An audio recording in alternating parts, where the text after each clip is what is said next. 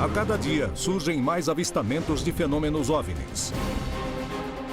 As histórias se multiplicam. Os militares denunciam casos. Devido à possibilidade de existir vida em outros planetas, podemos dizer que nos visitam? Alguma coisa está para acontecer. Os indícios mostram que a verdade está cada dia mais perto. Contato extraterrestre.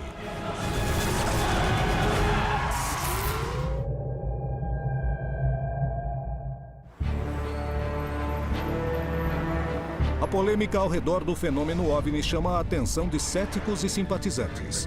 Mas existe uma série de casos que, além de fascinar, causam preocupação. Aqueles que denunciam ataques. Brasil, 1995. 2 pescadores estavam em seu barco quando viram estranhas luzes no céu. O barco parou de funcionar e a luz os iluminou. Poucos dias depois, eles começaram a ter graves problemas de saúde. Peru, Pucallpa, 2008. Um povoado inteiro denuncia a presença de estranhas luzes que os atacam e que queimam rostos. As investigações revelam dados assustadores. Brasil, 1977. No meio do Amazonas acontece uma história de OVNIs e a investigação oficial mais incrível da história do mundo. Uma região inteira é atacada por estranhas luzes chamadas chupa-chupa. O que há por trás desses casos onde moradores denunciam ataques? Estamos diante da presença de armas de desenvolvimento ou realmente são a evidência mais concreta de que somos visitados? Por que se esconde informação sobre as investigações oficiais? Caso sejamos visitados por seres de outros planetas, estamos diante da possibilidade de ser aniquilados? Apresentamos hoje OVNIs e ataques. Há antecedentes nos arquivos militares de aviões derrubados por OVNIs. Há casos de pessoas que agrediram OVNIs e eles responderam automaticamente da mesma maneira. O que eu quero dizer com isso? Não são irmãozinhos cósmicos que vieram salvar a humanidade. Há uma outra razão para ser feito tanto esforço de manter isso longe do público. As pessoas não querem pagar impostos de proteção para os militares. Porque você não pode proteger os nossos céus dessas coisas que vão e vêm. Aí entramos na parte mais difícil desse tema, que tem a ver com a intencionalidade dessa inteligência operativa que está por trás do fenômeno. O fenômeno não tem intenções de invadir o planeta, e sim de tomar recursos. É como se não precisassem de nós. Nós somos os perigosos, porque sempre fomos uma espécie guerreira, lutadora. Então, provavelmente, se compararem as tecnologias na Terra, querem evitar a entrada desses objetos no nosso planeta. Se aqui tentarmos nos defender da entrada de OVNIs na Terra, bem, isso poderia dar condições para um sério conflito. Por parte da presença dos objetos voadores não identificados, não há intencionalidade de agressão. Sim de resposta diante da agressão. A resposta automática. Pelo que eu sei, muitas pessoas, governos e líderes de nações, ainda mais na última década, evidentemente estão se informando sobre a realidade desse assunto. Porque eu acho que estão chegando perto de fazer muitas declarações. Então isso resulta na grande pergunta, que é: por que não aterrissam na Casa Branca ou na capital do país e se apresentam? Evidentemente tem a ver com um tipo de acordo, claro, com o livre-arbítrio daquele planeta e seu povo. O fenômeno OVNI, na minha opinião, não devia ser visto como uma ameaça, porque o que vamos fazer? É como lançar uma bola de neve num tanque, se a bola chegar até ele. Então devemos aproveitar, não ter medo e seguir adiante.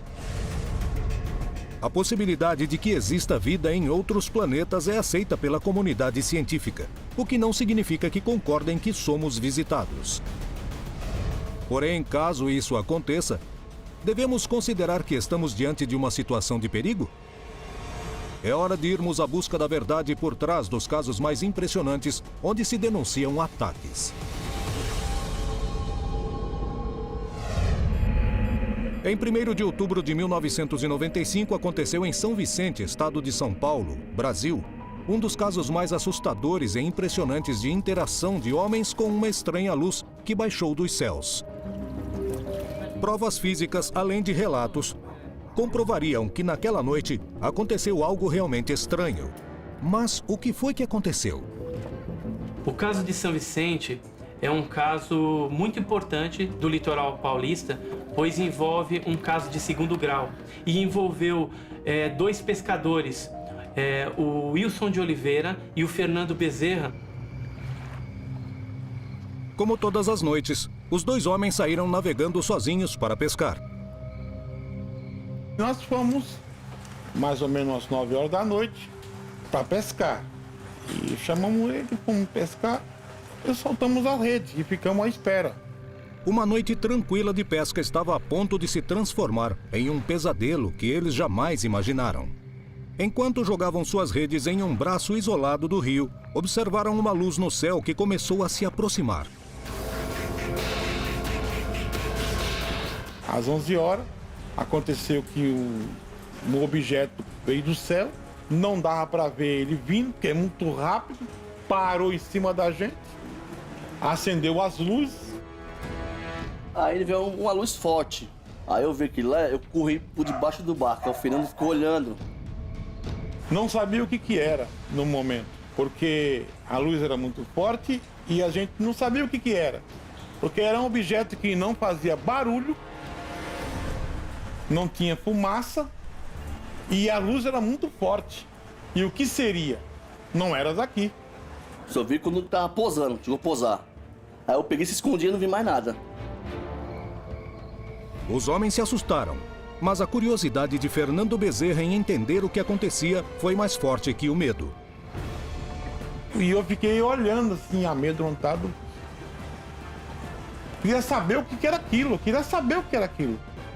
Quando quiseram se afastar, perceberam que o motor tinha parado de funcionar. As luzes cortou a energia da embarcação, que era diesel, cortou e o motor não funcionava. Eles estavam sozinhos no meio do rio, totalmente indefesos diante do fenômeno que se aproximava. O que era essa luz? O que aconteceu com os pescadores? Existem provas concretas desse estranho fenômeno? No dia seguinte, os pescadores encontrariam provas incríveis sobre a experiência que acabavam de viver. A possibilidade de que exista vida em outros planetas faz com que muitos se perguntem o que aconteceria se fôssemos visitados. O que aconteceria se nossa espécie se encontrasse com outra? Seríamos aniquilados? A determinação de uma hipótese de conflito não implica nem significa que existirá um conflito. Significa que temos que estar preparados. É interessante ver a política exterior do governo norte-americano. A partir de 1972 mudou. Digamos, foi quando começou a aproximação com a Rússia. Os Estados Unidos propõem aos 13 países da Europa, União Europeia, Rússia, Japão, Canadá, a Guerra nas Estrelas. O programa Guerra nas Estrelas foi uma iniciativa do presidente Ronald Reagan e seu papel público era efetivamente antimíssil balístico. Ele foi designado como um escudo, um sistema para derrubar os mísseis antes de atingirem as cidades americanas, e mudamos totalmente o equilíbrio do poder. Isso foi a teoria. Mas há uma grande controvérsia. A primeira controvérsia é que muitos cientistas disseram que não daria certo. Mas a chamada Guerra nas Estrelas causou suspeitas quanto à sua finalidade. Realmente se tratava de mais um passo na escalada armamentista da Guerra Fria? Ou foi planejada para proteger a Terra do potencial encontro com uma civilização de outro planeta? Essa conspiração sugere que o programa Guerra nas Estrelas não tem nada a ver com os soviéticos, que foi uma cobertura para desenvolver um sistema de armas que nos ajudaria a lutar contra uma invasão alienígena. Seja como uma possibilidade especulativa ou para pessoas que acreditassem em OVNIs e que éramos visitados e que talvez não fossem tão amigáveis como nos filmes como ET e que teríamos que resistir se eles lutassem contra nós e se quisessem nos pesquisar também. E eu acho isso uma loucura. Mas é interessante que as pessoas que acreditam confirmam o fato de que em diversos discursos de Ronald Reagan ele sugere a possibilidade de vida extraterrestre. A possibilidade que eu acho que muitas pessoas pensaram, bom, Reagan enlouqueceu, mas alguns teóricos da conspiração disseram não. Reagan sabia alguma coisa. E talvez, indiretamente, ele tentou falar para nós que ele sabia. Não sei. Pode ser, mas é uma história interessante, mas não tenho provas que sugiram que não seja nada além de história. Temos que entender que o fenômeno OVNI não deveria estar em mãos de ufólogos folcloristas de fim de semana. Isso deveria estar em mãos de peritos em geopolítica, de cientistas políticos, com pessoas que tentam entender como o fenômeno OVNI se manifesta e sua relação com o poder. A possibilidade de que exista vida em outros planetas e que fomos visitados reanima o debate sobre se as Forças Armadas e os governos do mundo possuem evidências que são escondidas da população.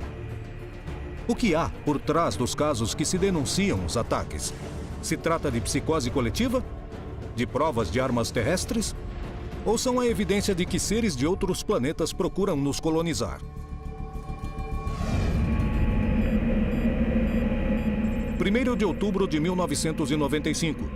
Os pescadores Wilson da Silva Oliveira e Fernando Bezerra estavam no meio do rio Piacabuco, no estado de São Paulo, quando uma forte luz apareceu no céu e começou a descer. Os homens se assustaram. Depois de permanecer uns minutos sobre eles, a luz seguiu seu caminho e aterrissou em uma ilha próxima. Quando as luzes entrou dentro do mato, aí passou a funcionar o motor. Foi quando nós fomos embora. Abandonamos rede, abandonamos tudo. Fomos embora.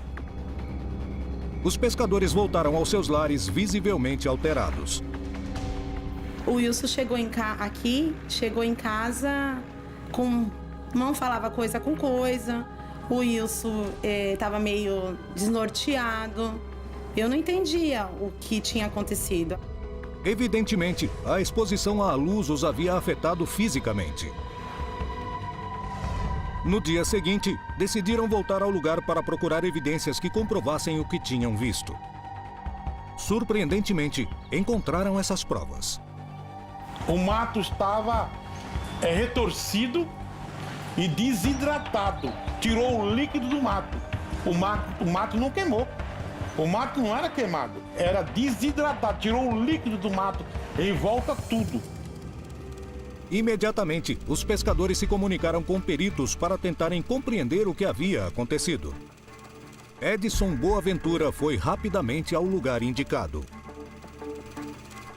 Havia uma marca de 5,5 metros de diâmetro e próximo a essa marca havia umas marcas de sapatas, que eram marcas retangulares de 15 por 20 centímetros de tamanho, de espessura, e com alguma profundidade também por causa do peso que esse objeto colocou. O investigador pegou as provas para tentar explicar o que tinha acontecido. O que foi que aconteceu? De que eram essas marcas que ninguém pôde identificar? O caso não terminou ali. Os dois pescadores começaram a sentir em seus corpos os efeitos daquele encontro. E eles falaram. O Wilson ficou com muita dor de barriga, muita dor de cabeça, mas nesse período ele não foi ao médico. Eles tiveram dores de cabeça, tiveram náuseas, vômito, eles sofreram algumas interferências por terem ficado expostos ao campo eletromagnético do OVNI. Meu pai sempre foi uma pessoa muito ativa, uma pessoa que sempre pescou, nunca reclamou de nada. E logo depois, quando meu pai começou a ficar doente, a gente mesmo se perguntava, será que foi por causa, que eles viram a nave? Porque meu pai nunca teve nada, nenhuma gripe. E logo depois começou a emagrecer de uma hora para outra. A minha saúde, ela melhorava, piorava, melhorava, piorava. Eu pesava 100 quilos. Em 2 meses eu perdi 50 quilos. O médico desenganou, entendeu?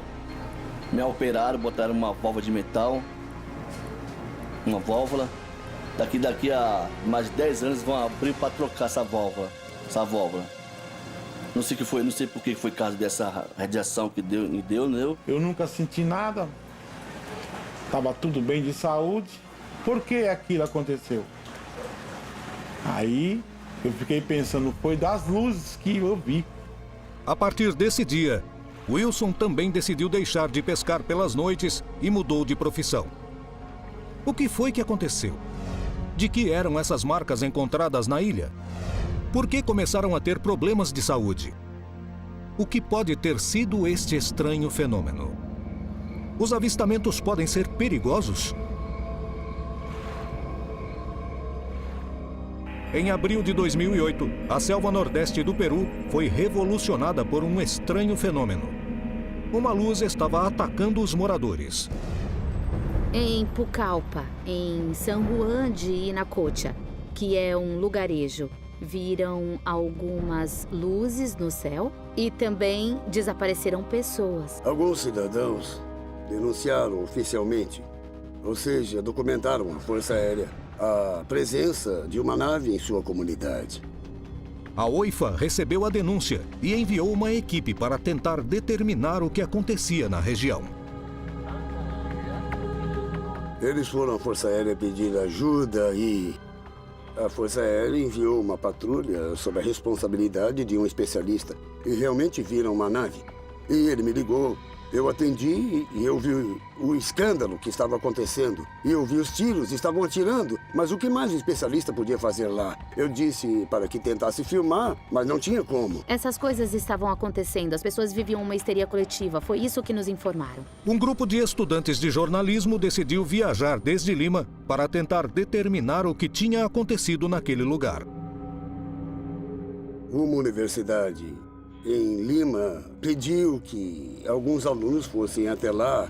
Eles fizeram um relatório e chegaram a filmar. Poderia se tratar de um ataque OVNI? O que encontraram? Conseguiram adquirir evidências para explicar o que aconteceu em Pucallpa? Eu vejo duas luzes. O binóculo não está com você? Saiam daí, saiam! Em abril de 2008, no norte do Peru, em Pucallpa, a população começou a se alterar depois de uma denúncia do ataque de um OVNI. Segundo os moradores, a suposta nave voltava todas as tardes. Um grupo de estudantes de jornalismo decidiu viajar à região para tentar determinar o que estava acontecendo. Antes de viajar, os estudantes receberam uma proposta da OIFA. Esse caso tem que ser investigado pela Força Aérea, mas vocês poderiam fazer as bases e trazer toda essa informação e nós trabalharemos daqui para saber quais equipamentos levaremos, com quem temos que falar, quem temos que levar, quantas pessoas têm que ir e tudo mais. Quando chegamos ao lugarejo, as pessoas estavam assustadas. Aliás, disseram que a partir das 5 da tarde, ninguém mais saía. Não saíam para caçar e nem para fazer nada. Como se tivessem um toque de recolher. As estudantes encontraram um ambiente que começou a preocupá-las assim que chegaram. Quando chegamos, de repente nos contagiamos de uma histeria coletiva, como todos que estavam lá. As estudantes realmente não estavam preparadas para encontrarem o que estava a ponto de acontecer. Durante a noite, no meio da selva, elas conseguiram ver luzes nos céus e apontaram suas câmeras para essa direção. Não, que venham aqui, Onde? a gente espera. Onde? Nunca soubemos identificar de verdade o que aconteceu. Na verdade, é difícil saber porque o céu é gigante na selva. E qualquer luzinha é muito grande. Então nos impressionou muito. Está ali. Jesus, o que tá vendo? Eu vejo duas luzes. Não tá com binóculo? Saiam daí. São duas luzes. Eu acho que devemos ir até lá. Tá com Porque zoom? tem uma Mas estrada. até onde? Mas até onde? Tá com E com zoom? as luzes Tá. do carro, não? Não, melhor ficarmos aqui. É melhor dá sair pra ver daí. de onde Saia vem. daí, saia daí. Terelu, Terelu, Terelu. Terelu. As estudantes conseguiram registrar imagens do fenômeno que viram no céu. O que realmente aconteceu em Pucallpa? Por que atacou a população? Poderia se tratar de uma grande confusão? O que foi que essas jovens gravaram? Ficamos observando e, de repente, a luz desapareceu. Mas elas não se conformaram com o que viram. O fenômeno tinha atuado de uma forma totalmente diferente às descrições que elas tinham.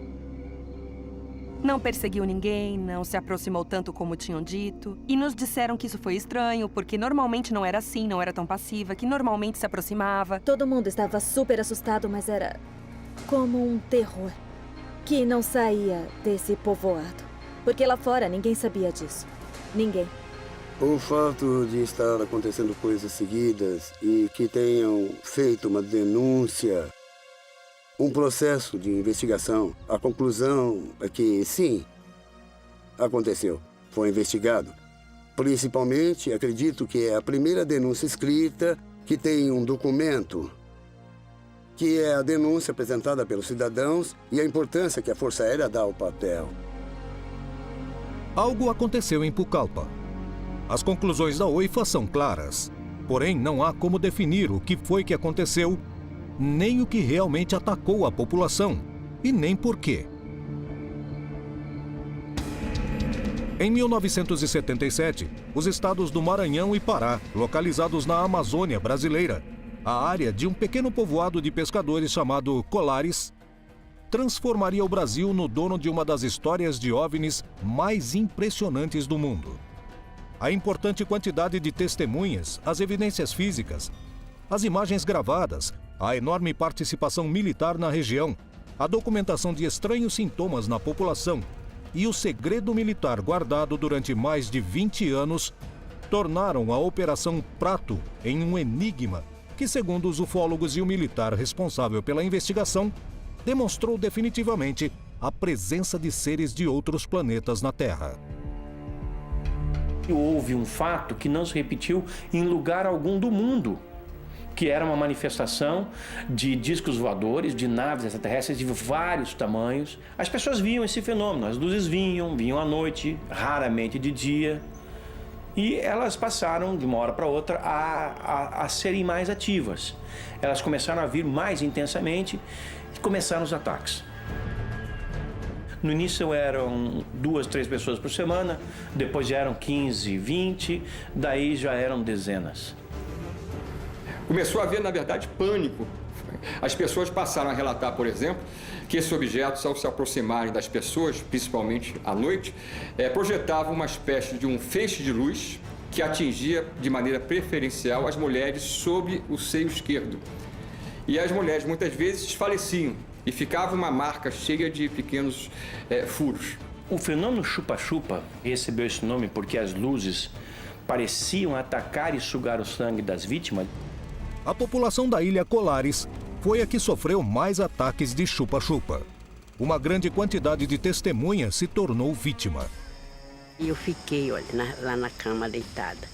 Não tinha vontade, sabe? Aí, quando passou umas 10 horas, eu pude me levantar, que eu vinha fraca de dentro do quarto, né?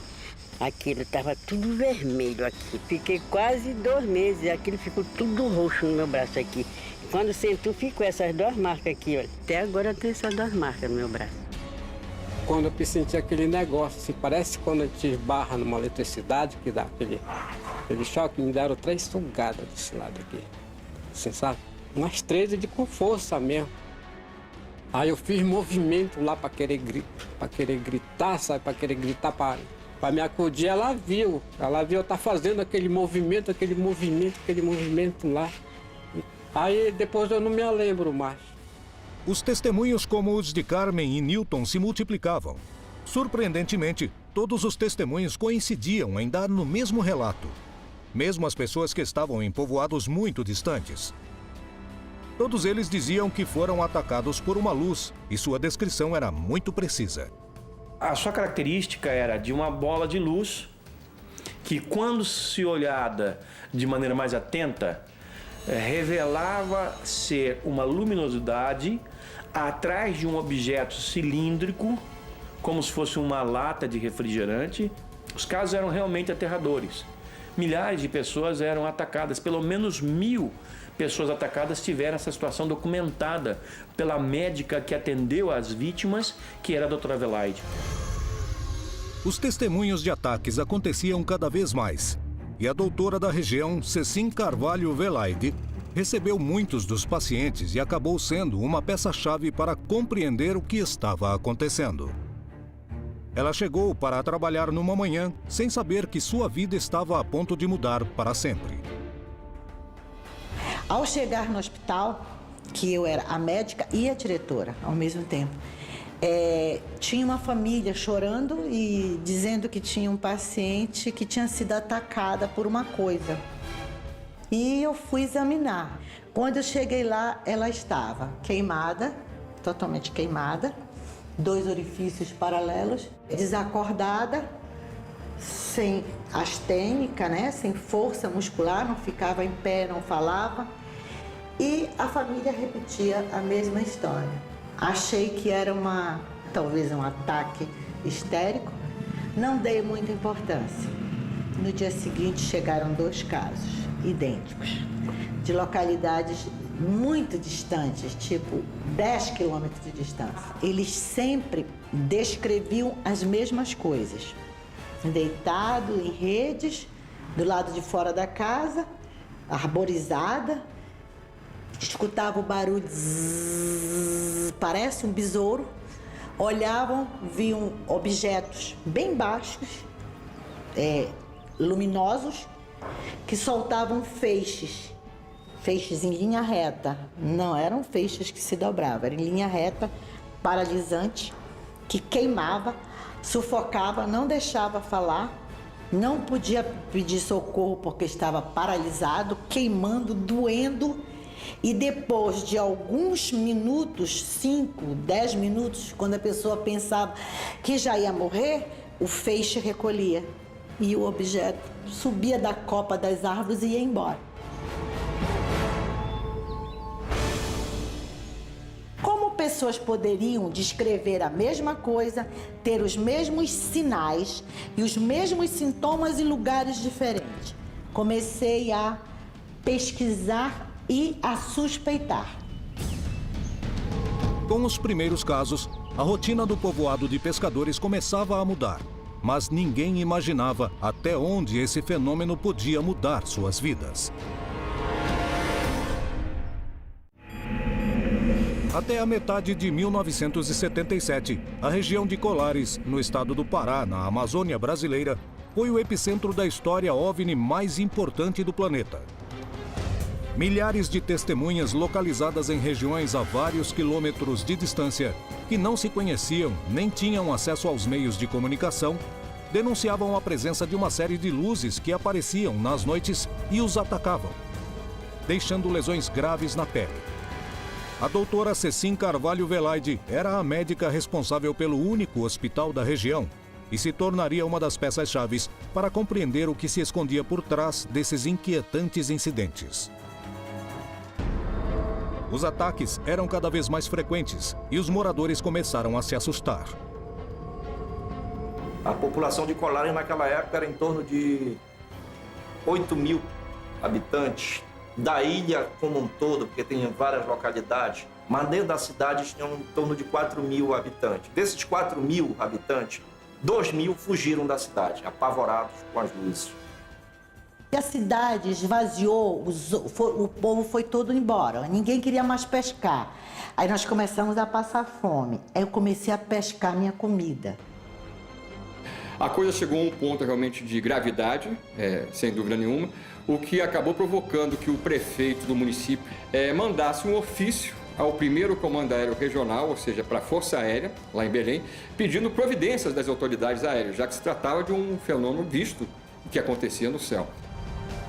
Essa solicitação foi o pontapé inicial para a maior participação militar conhecida publicamente sobre o fenômeno OVNI. E as providências foram transformadas justamente a partir da vontade do brigadeiro Protásio Lopes Oliveira, que acabou criando a chamada Operação Prato. E ele teve a ideia de se estabelecer a pesquisa deste fenômeno. E assim ele chamou o seu comandado, o Irangê Holanda, que era capitão da Intendência da Aeronáutica, lotado no primeiro Comando Aéreo Regional em Belém do Pará, para conduzir essa operação. Os soldados, sob o comando do capitão Holanda, chegaram à ilha para tentar determinar o que estava acontecendo. Aí eles botaram radar, telescópios e todo aquele equipamento em tudo quanto era lugar. Foi passando os meses. agosto, setembro, outubro, e aumentando e chegando mais militar e mais militar. Os militares fizeram um esboço dos objetos que conseguiram ver e que a população descrevia, revelando que algo realmente incomum estava acontecendo. Em uma entrevista dada 20 anos depois que a Operação Prato terminou, Holanda fez revelações assustadoras sobre as luzes que tinha visto. Depois a gente chegou a verificar que pelo menos 9 formas a gente conseguiu determinar, classificar como formas de naves. Alguns eram sondas, alguma fotografia parecia uma nave maior e dela saindo naves menores, depois essas naves menores voltando para essa nave maior. Tudo isso como se fosse uma nave mãe recebendo ou naves ou sondas menores. Poucos dias depois de dar essa entrevista a José Ademar Gevaert e Marco Antônio Petit, o comandante Holanda se suicidou, aumentando as dúvidas sobre o que realmente aconteceu na Ilha Colares. Quando eu cheguei, os agentes já tinham sido enviados para investigar. Por quê? Porque essa coisa estava acontecendo muito na região de Colares. O fenômeno, além de atacar os moradores, começou a aparecer de outras formas, que pareciam mais pacíficas. Tentou fazer contato com os investigadores e testemunhas, supunham. A doutora Velaide seria uma das protagonistas desses estranhos acontecimentos, inclusive para a rotina de Colares. Ela estava voltando depois de atender um paciente, quando gritos a alertaram. Quando eu voltei, começaram a gritar.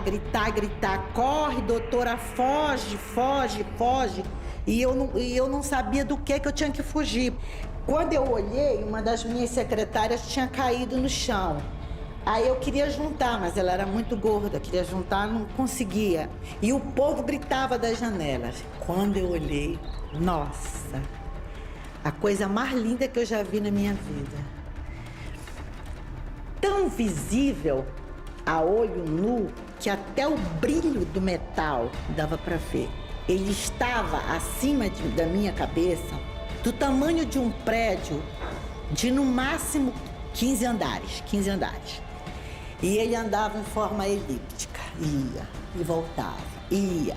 E ele era, parece um cilindro. E eu paralisada, olhando, por 2 motivos.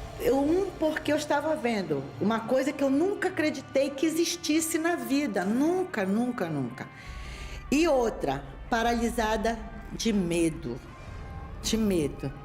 Porque eu estava à mercê deles. Se eles quisessem me queimar, eles iam queimar. Mas, surpreendentemente, a luz não atacou a doutora. Nos acampamentos militares, também aconteceram avistamentos onde não registraram ataques. Um deles foi captado em vídeo e ainda permanece classificado. Holanda confirmou essa história. Do meu lado esquerdo vinha uma luz muito forte, a mesma luz amarela muito forte. Eu vi aquela coisa se aproximando e fiquei quieto. Depois que eu vi que era muito forte e que estava continuando vindo na direção, eu chamei a atenção dos agentes. Olha lá, aqui à direita. Os caras olharam, prepararam máquina fotográfica, filmadora, tudo. A coisa veio, mas estava baixo. Holanda e sua companhia estavam diante do fenômeno mais incrível que jamais tinham visto. Aí nós vimos uma forma estranha. Uma forma de uma bola de futebol americana. Aquela bola de ponta, muito grande.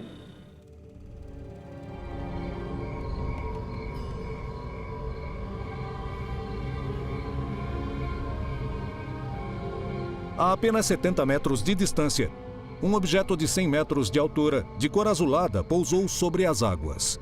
Mas algo ainda mais surpreendente iria acontecer. De repente, essa luz azul apagou. Rápido. E apareceu o que estava atrás dessa luz, o que estava emitindo essa luz. Aquela nave descomunal na frente deles. E eles olharam aqueles estupefactos. na descrição que me foi dada pelo Yolanda. Era essa bola de futebol americana que estava em pé na nossa frente. Uma bola de futebol de 100 metros de altura, tá parada na nossa frente. Ficou mais algum tempo, ninguém sabia o que ia daí para frente, o que ia acontecer. Yolanda viajou a Belém para contar ao seu superior, Potássio de Oliveira, o que tinha acontecido. E recebeu uma resposta que até o dia de hoje causa polêmica entre os estudiosos do incidente e os testemunhos. Ele vai até o Belém e relata, muito animado, muito excitado: Comandante, tivemos finalmente o grande contato com as inteligências por trás do fenômeno. Tivemos um avistamento de receber dele a ordem de encerrar a Operação Prato. Eles foram retirados por uma ordem que eles receberam súbita, porque eles estavam todos acampados na praia e no campo de futebol. Dormiram e de manhã, 5 horas da manhã, acordei e estavam indo todos embora. No momento de maior avanço, terminava a operação militar. O que realmente aconteceu com a Operação Prato? Estaria encerrada a Operação Prato com essa decisão? Isso nunca me pareceu ter lógica. Desde a época em que eu comecei a pesquisar esse fenômeno, como é possível? O próprio Orange Yolanda também não entendia.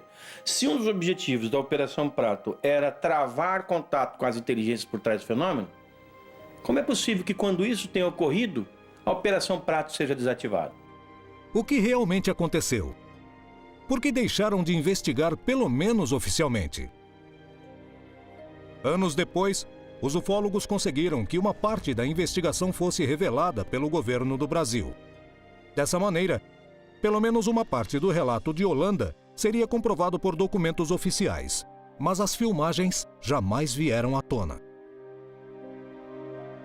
A Operação Prato é a prova mais contundente da interação com seres de outros planetas ou foi um cenário para esconder provas de armas militares? Era uma cidadezinha esquecida e afastada. Quem sabe, quem se preocuparia, se lembraria de Colares?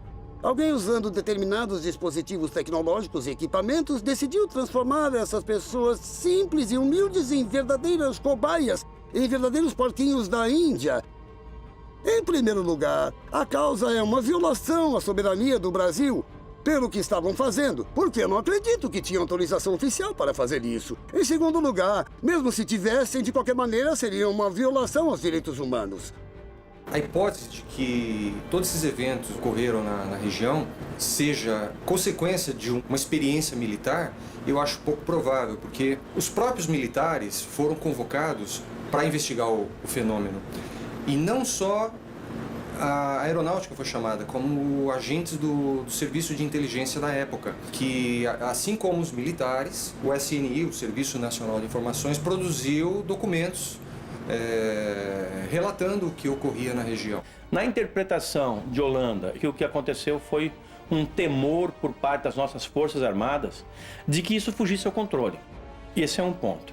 O segundo ponto é, a Operação Prato estava sendo monitorada pelos serviços de inteligência e pela Força Americana durante todo o tempo, que sabiam e recebiam os relatos das autoridades brasileiras a respeito desse assunto. Não nos esqueçamos que estávamos na época da ditadura e os americanos entravam e saíam daqui a hora que eles queriam. Então eles também, confirmada por algumas fontes militares, fizeram pressão para que a Operação Prato fosse encerrada. Para quê? Para que um novo grupo de pessoas assumisse essa operação num outro nível, bem mais secreta, bem mais metódica, com menor número de homens e reportando ao Serviço de Inteligência dos Estados Unidos. A chamada Operação Prato e os Chupa-Chupa são um dos casos mais importantes da história da região e do planeta que envolveram a presença de OVNIs. As provas de que algo aconteceu ali não podem ser negadas.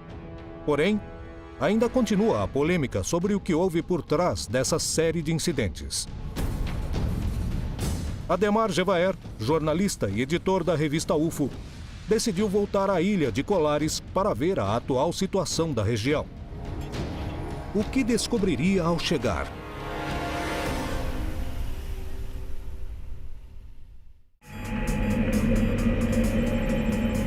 Ademar Gevaer, editor da reconhecida revista UFO, decidiu voltar à ilha de Colares mais de 30 anos depois para tentar determinar se ainda existem avistamentos e ataques à população. O que descobriu em seu encontro com o investigador da região? Nós estamos na Praia do Machadinho, que é uma das regiões da Ilha de Colares, onde houve das maiores movimentações de discos voadores nos anos 70. E aqui nós tivemos, durante a época da Operação Prato, momentos muito importantes da atividade desenvolvida pelos militares.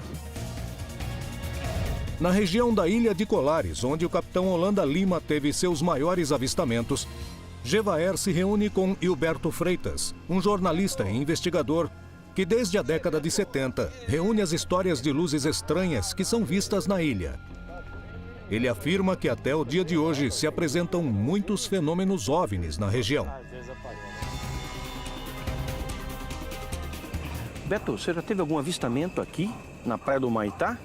Eu verdadeiramente não tive um avistamento, mas outras pessoas tiveram. Inclusive com nave-mãe e outras naves entrando e saindo da nave-mãe. Negócio espetacular. Estão cansados de ver, sair de dentro d'água. E lá os pescadores, muitos pescadores já me falaram a mesma coisa. Eu acho que Colares é um dos maiores laboratórios do mundo, laboratório natural, para esse tipo de estudo e de outros tipos também. De outras coisas que continuam ainda na lista dos mistérios, né? Em Colares, não aconteceram novos ataques a seres humanos.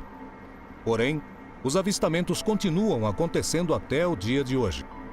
A população ainda convive com o estigma desse fenômeno ocorrido há mais de 30 anos.